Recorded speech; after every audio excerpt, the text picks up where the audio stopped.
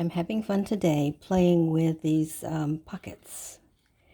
I just love these pockets. And of course, I love playing with anything that has to do with my deli wrap paper. I made one earlier this morning like this to just try it out. The first thing I did was I have been loving this size of a pocket. I love the thinness you get when you use the deli paper, and I like the texture and the slight translucency of the deli paper. Plus, the fact is, I bought a stack of this a while back, a long time ago actually, and it's called Deli Wrap, aka also known as all-purpose food wrap. I got 1,000 sheets. I paid a little more than I wanted. It was back when I was doing some other multimedia technique, and I didn't like it because it was so thin. I mean, thinner than regular deli wrap. You could probably also just use tissue paper. It's quite strong, stronger than you would think. It comes in 12 by 12 sheets. So for this, for these, I used an Instagram quick video. I had to watch it. It's going so fast. I had to watch it probably 10 times. But she's love for paper goodies, all one word, and she calls this her favorite pocket, and she made them from book pages. And this was the first one that I tried using the book page. But as you can see, it's quite thick. It works out just fine, and it is really pretty. I have run a bead of glue, not on this one, but down at the bottom to hold things in place. But you see, it has pockets here and here and here, and yeah, I guess that's it. Let's see. Yeah, here, here, and here. Anyway, I really love it. So the second one I made, I used, let's see, a line art. I bought this unbelievable bunch of images that I could use for anything. It's a commercial license provided if I should decide to sell something, so I don't have to worry so much about copyright. But it's a bundle from Hungry JPEG, and it's March into Spring, this one. And one of the particular, there's lots, I mean, there are probably maybe over 1,000 images on here for the bundle cost, which was $29. But I like it better than having a rubber stamp because I can print them in different sizes. I can download them, use my computer program, which is you can get free from Silhouette Studio, and manipulate the image any way you want it. You can add so many things you can do. I could start a whole video series on what I do and how I do it, but that's not what this video is about. This video is about these little pockets.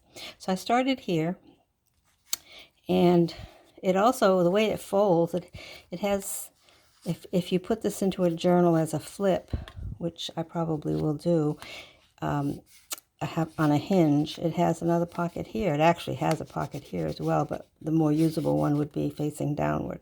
Okay, so that's the first one I did, and I liked it. I printed this image on deli wrap. This deli wrap that comes in 12 by 12, I cut down to 8.5 by 11. I run through it on my printer by using adhesive, a temporary adhesive pieces on a piece of copy paper to which this deli wrap adheres slightly, enough to keep on track when it goes through the printer. And then I can print literally anything. In fact, okay, this next version I did was this was the first one I did because I followed her instructions using a book page, which, by the way, if you cut something up about 6 inches by 9 inches, you have like a regular book page. So that's what I did with this. I decided to cut a piece of deli wrap 6 by 9, followed her instructions again. I'm sorry. Whoops, I think I put it on this one here. Yeah, Instagram account, love for paper goodies, favorite pocket she make from book pages. Okay, so I followed that instructions and I thought, oh, this turned out so cute. First thing I did before I put this image on was do the faux stitching. I thought, oh, that was pretty nice. But then I have printed on deli wrap, as I mentioned before, these beautiful bird images. And what I like about them is when I glue them down with this glue stick by Scotch Create. I think Pam from Paper Outpost uses it all the time, and I really do like it as well. At any rate, it is a whole page of birds that I can use in multiple projects. So then what I did was, after I assembled this and it was all together, I tore by hand, because I do like the feathered edges better than a straight edge. I tore by hand one of the birds, and I used the glue stick to just stick it on top of all the folds. You'd think I was closing it all up, which of course I did at the moment, but with a little straight razor, I was able to find a little place to stick it in, and on a flat surface, cut the image down all the way down there, and likewise over here, putting it in here and cutting it so that it gives you this really cute little image that you can still use the pockets, even though it has the image across the top. So then I decided, well, oh, and I also printed out, I haven't used these yet, but I was planning on.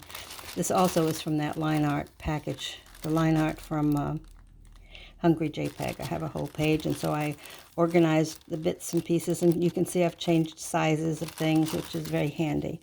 So I have these sheets, and going back to these pockets, again, this is the size 6 by, let's see, 6. So I could actually cut the 12 by 12 sheets in half and then cut them again by 9. So this is the kind of size that makes the pocket. So back to this one, it's pretty much the same, but I also printed, let's see if I can find the sheet. Yeah, here's the sheet. I have a sheet printed of these beautiful watercolors. They're just so gorgeous. And that is by, hold on just a second. Let's see if I can find my little notes. The Beautiful Watercolor Flower by LiLaO. And this is the way you spell it. Capital, small, capital O on Etsy. And this printable is called Lila's Printable #1 Printable Flowers Instant Download.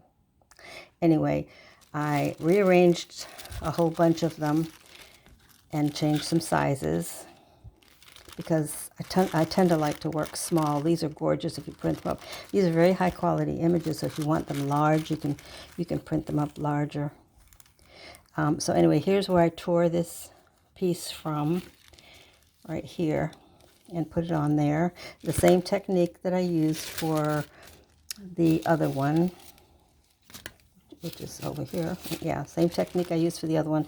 After I made it, I adhered with the glue stick these bits that I tore from my sheet.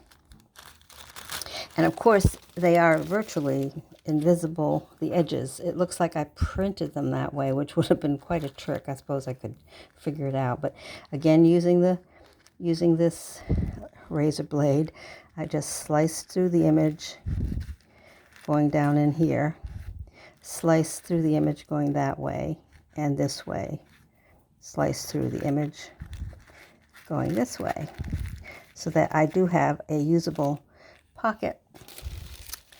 As you can see, let's see if I can put my notes down. Yeah, there's the one that goes in there.